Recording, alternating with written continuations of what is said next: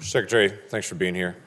Thanks for the insight that you bring to this. Obviously, we'll go through the President's budget proposal. As every President's budget proposal comes to Capitol Hill, it gets reviewed and then gets set aside. It's a set of ideas, and we'll go through it, but there are a lot of good ideas in this as well, and I appreciate the hard work that goes into it. I will be interested to see how history looks at this economy 25, 30, 50 years from now. We look back at the Reagan economy and the Clinton economy and to see the growth that's happening. I'm watching some pretty remarkable growth happening in this economy since the Tax Cut and Jobs Act and what you have overseen from the Treasury right now. If I'm looking at this correctly, during the previous administration, there were 3,600 manufacturing job losses.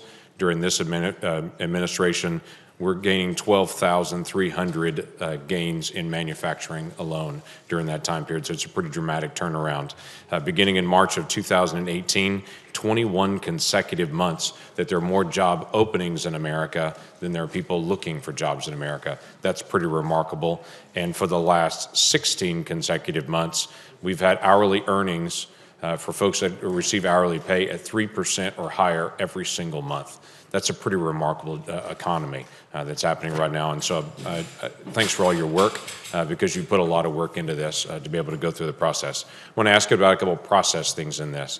I've done a lot of work, as many members of this committee have, on ending government shutdowns, on trying to get away from long-term CRs, and to try to get a solution on the debt ceiling. Those are three things that hang out there. So while we're talking about budget issues, that always tends to be a part of the conversation on there. Can you put an estimate on the costs, financial costs on government shutdowns, on the cost for long-term CRs, and if there are alternate solutions for dealing with debt ceilings?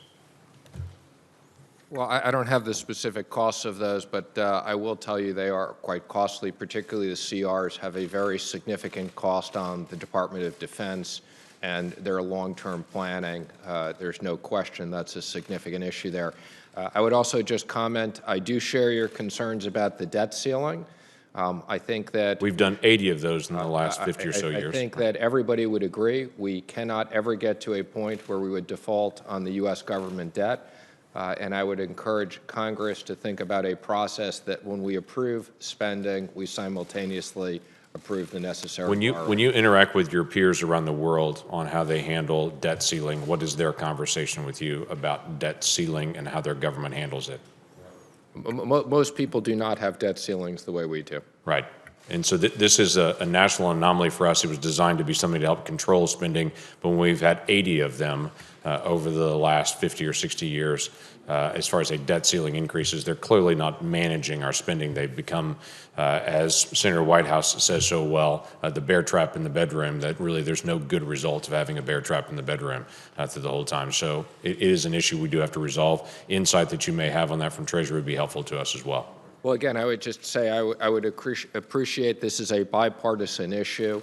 Obviously, spending is approved on a bipartisan basis, and it is important that we get to a process where we increase the debt ceiling at the same time. Let me ask two quick questions on this. Opportunity zones, you have 3 tranches of regulations that have come out on opportunity zones. Thank you for that. We have many folks that are implementing those things. There was a bit of an unknown at one point that I've asked you about before. A business cannot have more than 5% of their income on things like alcohol sales and other things that are listed in the code particularly. They can have up to 5% of their income and still be a recipient of the opportunity zones. There's not a definition dealing with businesses that are cannabis businesses. Are they within that 5% amount, or are they not at all because there's a federal prohibition on cannabis sales? I'm going to have to get back to you on the specifics. That'd be helpful to get clarity because there are cannabis businesses across the country that do fall in opportunity zones. They'll need clarification on that one. You and I have spoken about before. It's difficult to give a federal tax benefit to something that is against federal law. But that's not clearly defined in the last tranche of the regulations. The other one is there's a request in this budget to be able to transition Secret Service from DHS back over to Treasury where it used to be before. Can you give us some definition on that?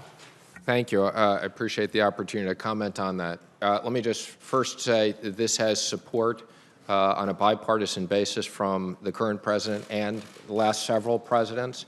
I think you know the Secret Service has a long history, was started at the Treasury Department to counter counterfeiting. We think that there is tremendous integration, moving it back in working with all of our terrorist financing activities, and working on our cyber issues. And again, this is something that has tremendous support within the Secret Service. Okay, we'll look forward to more details on that.